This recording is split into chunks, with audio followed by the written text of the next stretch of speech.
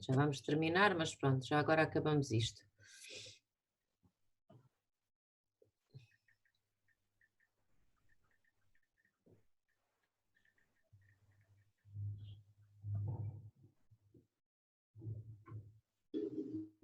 Estamos todos? Penso que sim. Ok. Vamos então só terminar isto antes de fazermos intervalo. Questões sobre a prestação de serviços? Não? Ok. Então, assim que se prove que a atividade é prestada em local que pertence ao beneficiário dos serviços e em horário que é determinado pelo empregador, presume-se por lei que existe um contrato de trabalho com o prestador de serviços e este passa a ter os mesmos direitos dos trabalhadores da empresa, do quadro da empresa, que solicitam os serviços e não apenas os direitos de prestador de serviços. Está bem? Por isso, atenção a isto se vos acontecer. Se houver por acaso, se a empresa repostar e disser que não, comprovando o prestador de serviço que se verificam algumas destas características, a lei entende que existe na verdade um contrato de trabalho e cabe ao beneficiário dos serviços, ou seja, ao empregador, provar o contrário. Okay? Pode haver depois aqui um tete-a-tete. Este contrato de trabalho está previsto no Código Civil, ainda temos o Código Civil, no artigo 1154, ok? E pronto, não vale a pena estarmos a ver isto, mas é isto em que uma das partes se obriga a prestar à outra o resultado do seu trabalho intelectual ou manual, e não se esqueçam disto, com ou sem retribuição. Exatamente. A grande distinção deste tipo de contrato de trabalho dos outros todos é mesmo este facto, é a possibilidade de ser gratuito. Ok? Pronto. Outra é que não há... É que isso acontece? Ser gratuito. Estágios. Por exemplo. Seria o caso? Ok. Estágio é mais por estágio. Estágio é um contrato de estágio, mas eu posso, por exemplo, dar formação porque quero dar formação, porque preciso de atingir o número de horas de formação para ser master não sei das quantas, e então eu dou a formação gratuitamente. Eu acho que acontece muito com artistas que querem ganhar currículo e ganhar renome. Exatamente, é o que eu estou a dizer. Fotografarem, por exemplo, para uma determinada revista. Não recebem nada, mas têm o renome de estar numa revista conceituada, fizeram currículo, fizeram nome. Exatamente. Aquelas pessoas que precisam de horas para determinada coisa, por exemplo, estou-me a lembrar, quando eu tirei a certificação internacional de coaching, eu tive que dar sessões de coaching a 3 pessoas diferentes, várias sessões, se não estou em erro são 10, contando que cada sessão é 1 hora, gratuitamente, gravá-las e depois enviá-las para lá para o instituto, e foi feito de uma forma gratuita. Pronto. Para quê? Para eu ter a certificação internacional. Aqui é um bocado por aí. Pronto. Foi com a Alkane? Só uma curiosidade. O quê? Eu não percebi. Foi com a Alkane? Não. A empresa? Não? Ok. Não. Quem sei que eu conheço, eles têm exatamente o mesmo processo. Não. Depois da formação são 3 sessões, 3 coaches que eles têm. Sim. Não, eu fui mesmo para o Instituto de Coaching e Linguística, que é reconhecido internacionalmente. Mesmo. Depois, não há subordinação jurídica. No contrato de trabalho nós temos isto. Um manda no outro, basicamente. Ok?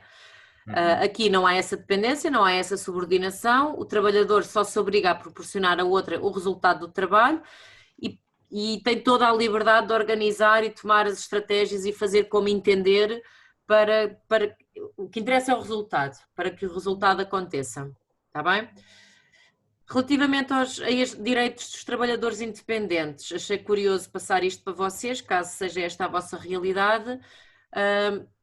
Os direitos dos trabalhadores independentes são em quase tudo semelhantes aos direitos dos trabalhadores por conta de outrem e têm especificidades, ainda assim não... eu tinha aqui o recibo, que giro.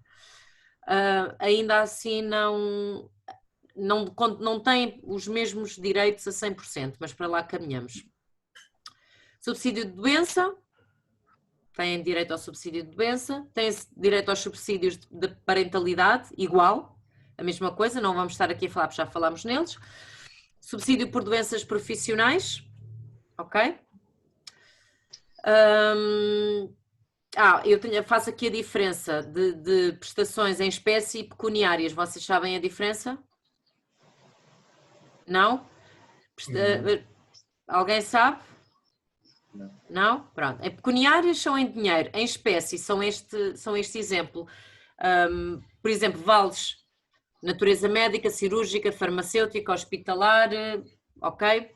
Pronto, eu posso dar isto ao meu empregado, estou-lhe a pagar por este tipo de prestações em espécie. Não é dinheiro em si, mas estou-lhe a pagar todos os tratamentos para que ele retome a vida ativa. Isto tudo está no site da Segurança Social, tá? Apoio em encargos familiares, a mesma coisa, abono de família pré-natal, abono de família para crianças e jovens, bolsas de estudo, subsídio de funeral, já evoluímos muito. Pensões de invalidez, velhice, morte também, e a partir de 2015 foi adquirido o direito ao subsídio total ou parcial por cessação da atividade profissional. Isto foi uma grande conquista, porque antigamente as pessoas que trabalhavam a recibos verdes, quando cessavam a atividade não tinham direito a nada. Nada mesmo. Era uma das grandes injustiças que havia.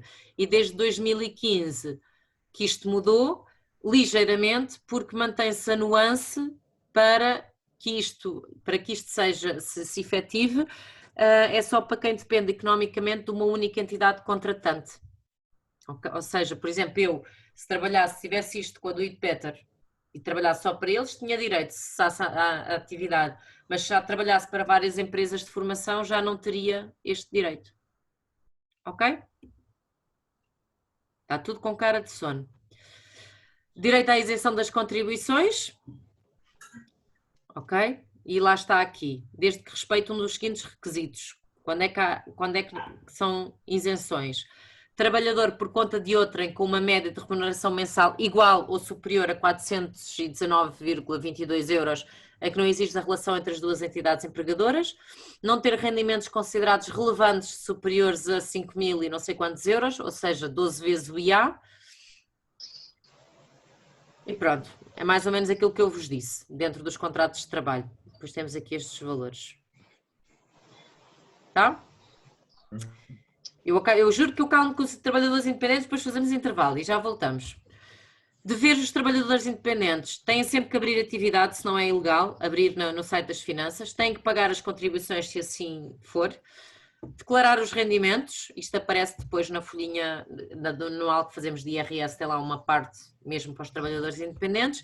E declarar a alteração ao fim da atividade. Pode haver uma alteração. Eu posso hoje estar a dar formação e amanhã ir pentear cães em prestação de serviços. Portanto, eu só tenho que alterar a minha atividade. Está bem?